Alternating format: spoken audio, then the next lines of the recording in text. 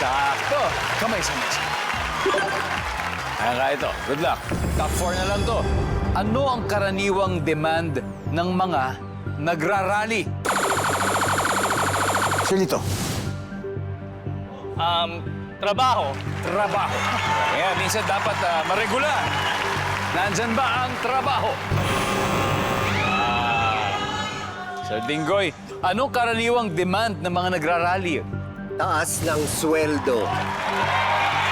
Kung may trabaho, dapat itaas ang sweldo. Survey says... Pass or play, Dinggoy?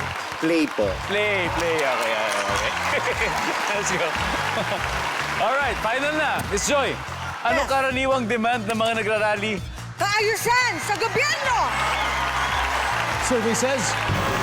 Butch, anong karaniwang demand ng mga nagrarally? Ibaba ang presyo ng mga bilihin. Baba ang presyo ng bili. Price, rollback. Pwedeng sa gasolina. Nandyan ba yan? Pwede. Christina, anong karaniwang demand ng mga nagrarally? Gandahan ng healthcare insurance. Healthcare. Yan, mga nandyan. Nandyan ba yan, survey? Wala. Hot next. Yan na kayo. Anong karaniwang demand ng mga nagrarally? Impeach. Ha? Impeach. Okay. Impeach. Wala. Okay. So, here's your chance.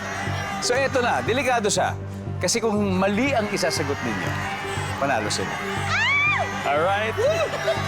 Anong karaniwang demand ng mga nagrarally, Kuya Lito? Ikulong ang mga korap. Kulong mga raglay. Tanggalin yung korupsyon, parang ganun. Kulong ang mga korap. Tanggalin ang corruption, Ching. Pagbabago, Pagbabago, ano ang karaniwang demand ng mga nagrarally, Ms. Twinkle? pag-oust sa presidente, resign ng presidente.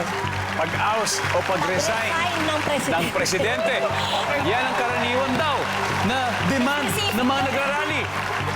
Ngayon, ang tanong, nandiyan ba yan sa ating search? We'll find out. Resign.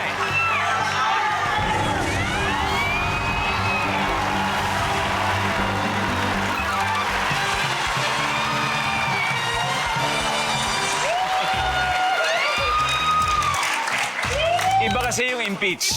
Pero I'm sure parang in the same line of thought. Oh, may isa pa. Number 4. Yeah. Pag mahal ang gasolina, pataas naman ang pamasahe. Ito yung mga driver naman, ito ang hinihingi. Ang ating final score, Hot Legs 439 points. Vicor Dancers, 92 points. Maraming salamat sa inyo. Montik na, but he played well. Ms. Gina, thank you very much. Sir Butch, thank you, Ms. Joy. Thank you very much. Palakpakan po natin ang Vicor Dancers na mag-uwi ng 50,000 pesos. Salamat po. And Hot Legs, congratulations. Ha? Okay, Ms. Twinkle, sino ang dalawa maglalaro sa Fast Money? Ay, ako daw! At saka si Lito! Okay, sila, Twinkle and Lito.